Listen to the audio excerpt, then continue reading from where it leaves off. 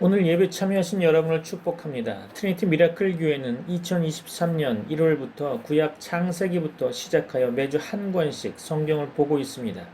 지난주 구약의 마지막 성경인 말라기를 살펴보았고요. 이번 주부터 신약 성경을 연말까지 볼 예정입니다. 오늘은 신약의 첫 성경인 마태복음을 살펴보려고 합니다.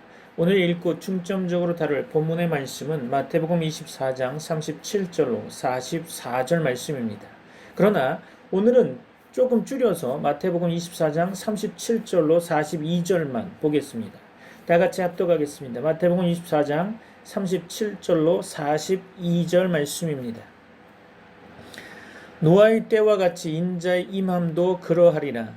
홍수전에 노아가 방주에 들어가던 날까지 사람들이 먹고 마시고 장가들고 시집가고 있으면서 홍수가 나서 그들을 다 멸하기까지 깨닫지 못하였으니 인자의 임함도 이와 같으리라.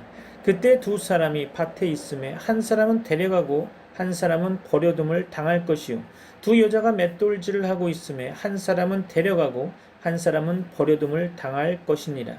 그러므로 깨어 있으라. 어느 날에 너희 주가 임할런지 너희가 알지 못함이니라. 아멘. 구약 성경이 메시아 언약에 초점이 맞추어져 있다면 신약은 메시아 언약이 예수 그리스도를 통해 어떻게 성취되고 있는가를 보여주는 책이라 할 수 있겠습니다.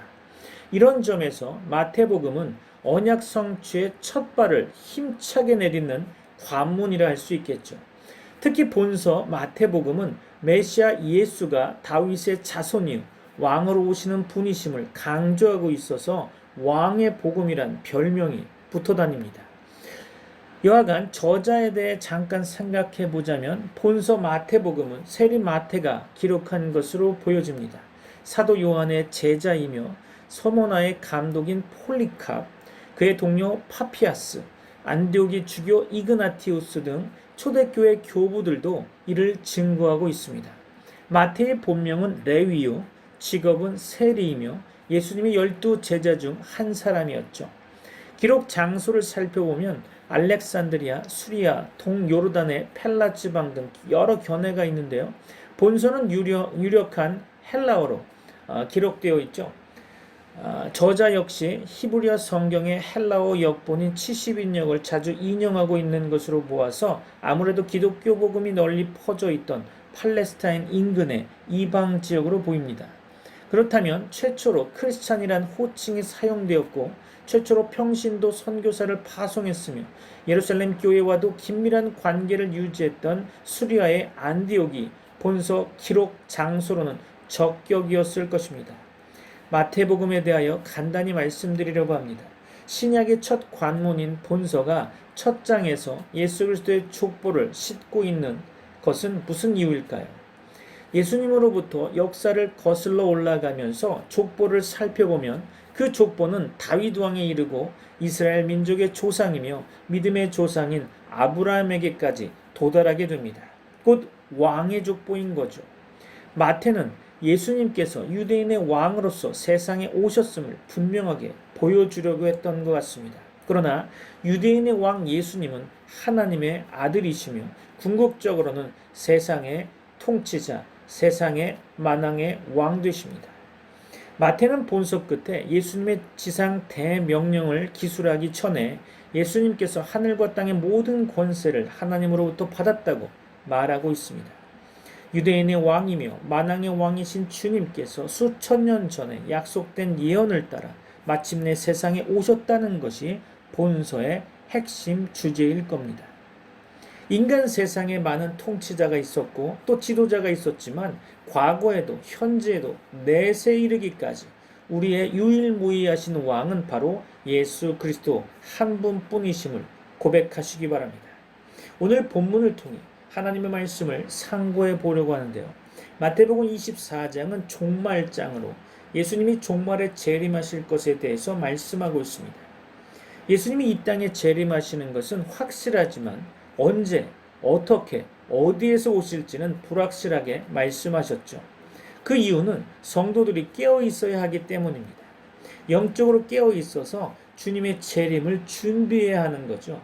세상에서 믿음 없이 살다가 주님이 재림했을 때 심판받아 영원한 지옥의 불못으로 떨어지면 안 되겠죠. 우리는 예수님을 믿음으로 구원받았기 때문에 항상 주님 안에서 믿음으로 신앙생활을 해야 할 것입니다. 오늘 이 시간에 성령의 역사하심이 임하는 시간이 되기를 바랍니다.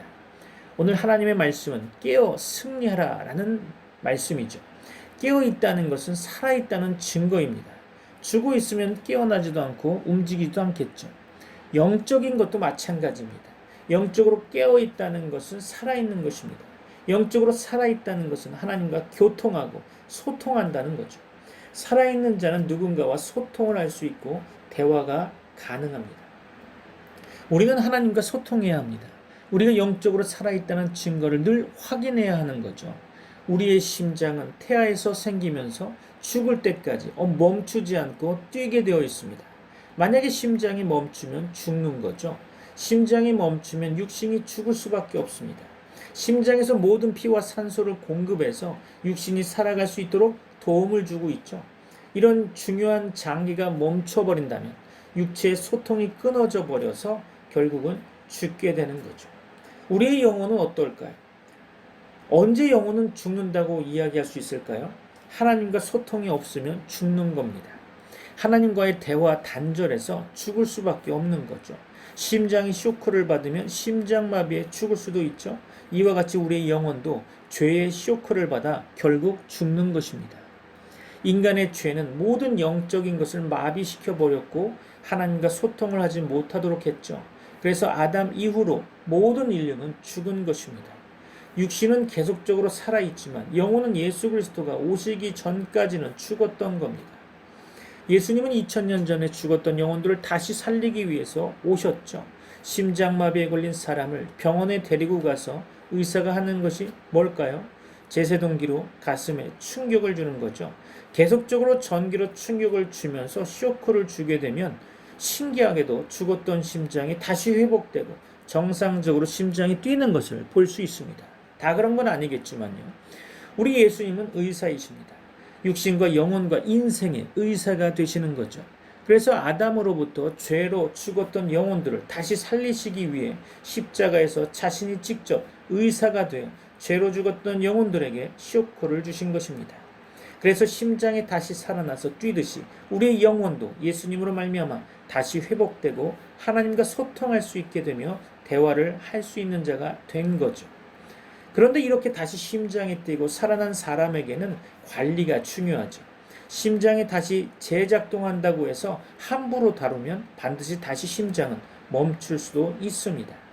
그래서 전보다 더 심장을 아껴야 하고 건강관리도 더 잘해줘야 하는 거죠. 이와 같이 우리의 영적인 생활도 마찬가지입니다.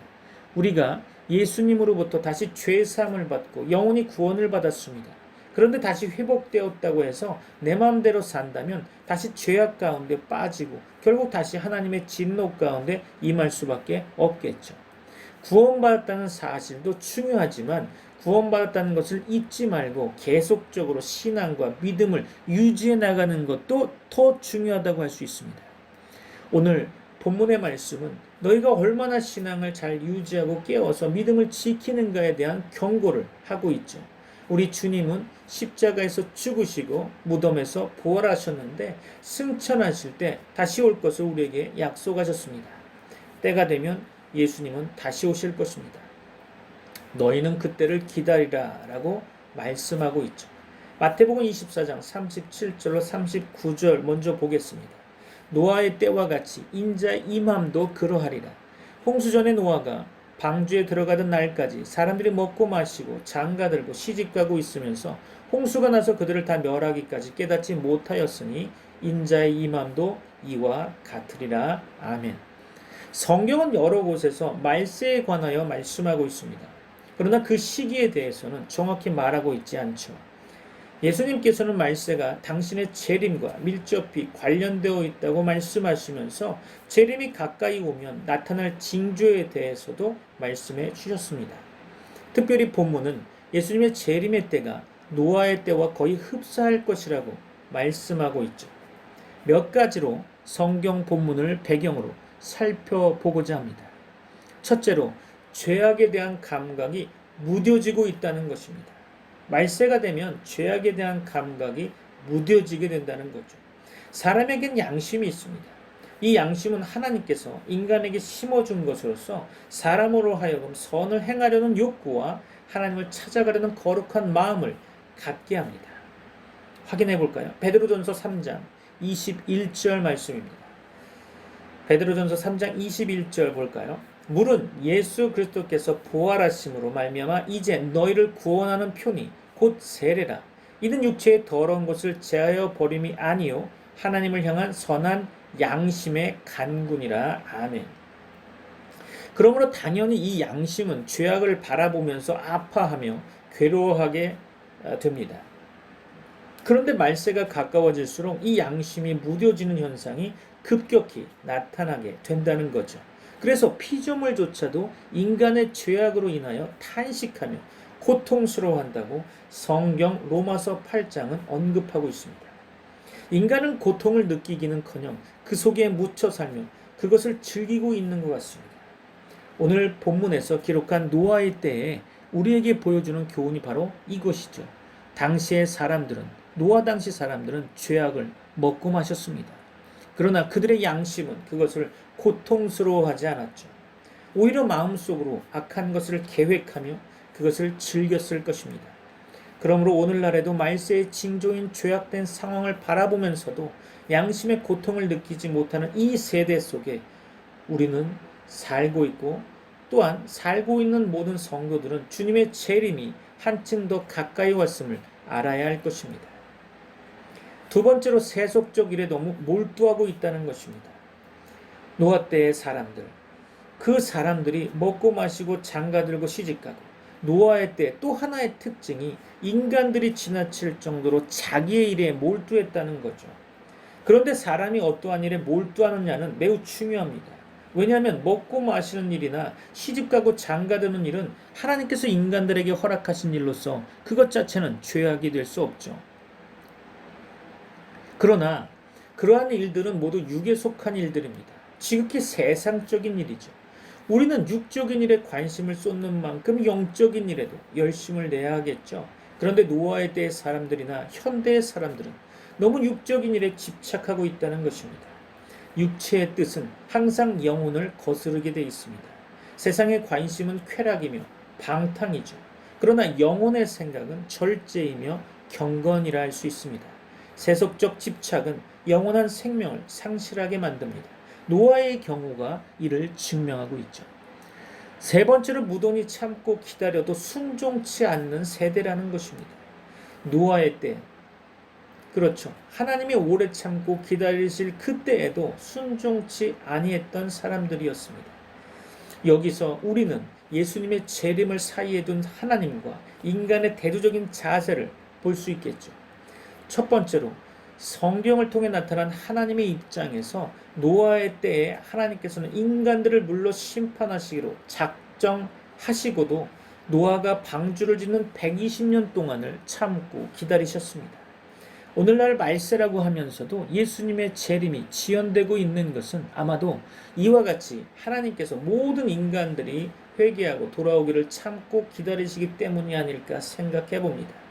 두 번째로 인간의 태도 면에서 살펴보면 노아의 때에 인간들은 참고 기다리시는 하나님께 끝까지 순종치 않았음을 볼 수 있을 것입니다.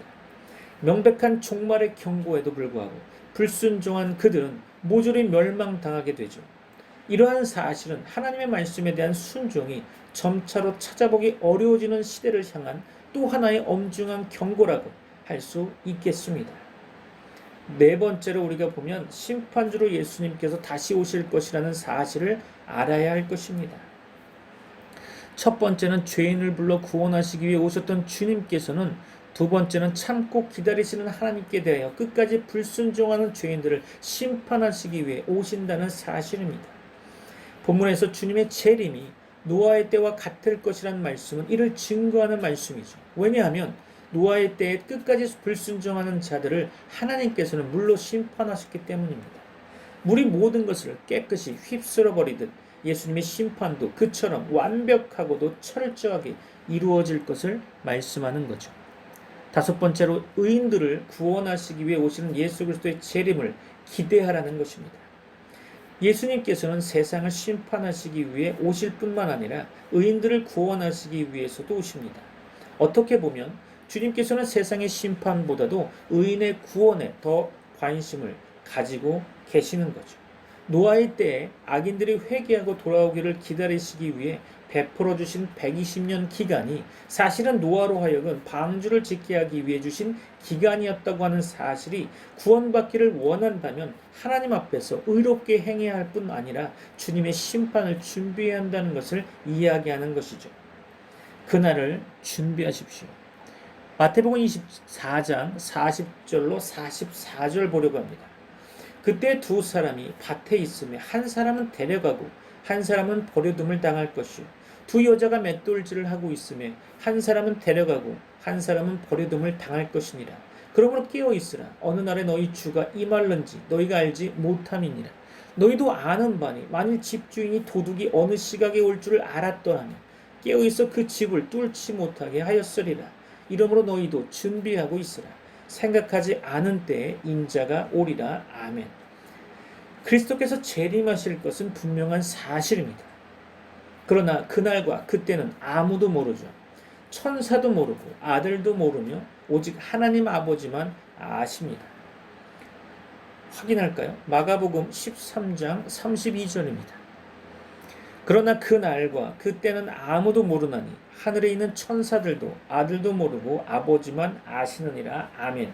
그러므로 그리스도의 재림을 기다리는 성도는 그날이 언제인지 모르기 때문에 늘 깨어 있어야 한다는 거죠.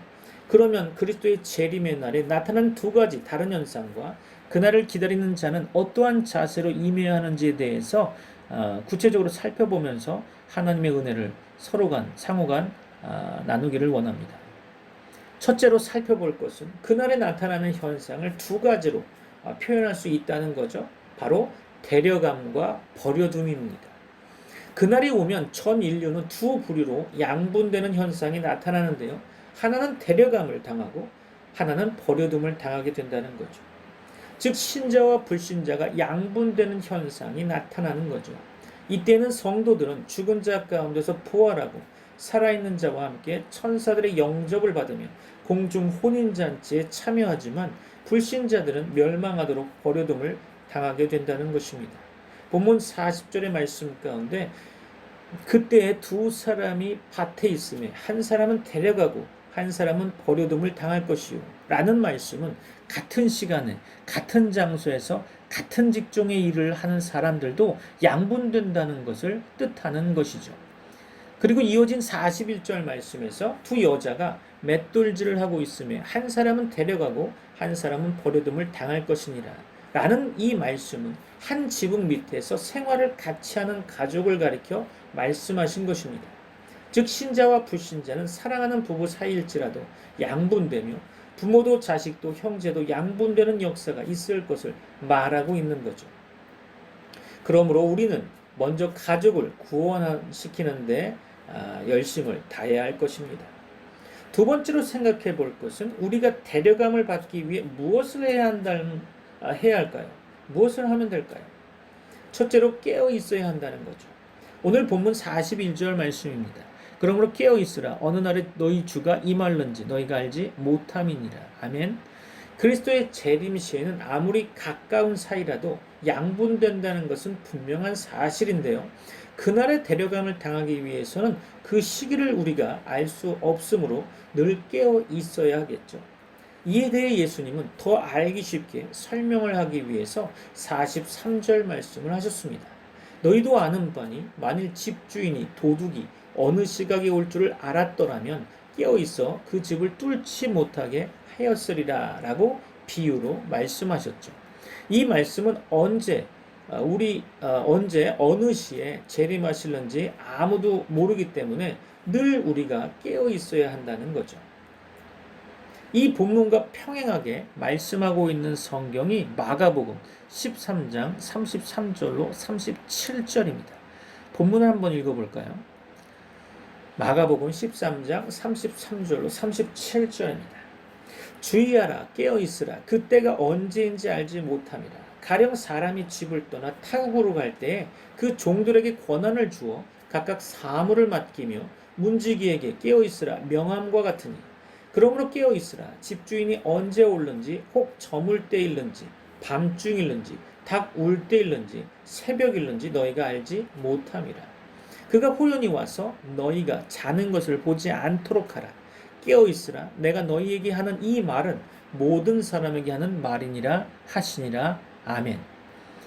마태복음 오늘 본문의 말씀과 마가복음의 이 말씀 가운데 이 두 비유의 말씀은 그날에 오기 전에 맡겨진 직분을 게을리하지 말고 늘 충성스럽게 맡겨진 자리에서 봉사라는 뜻이겠죠.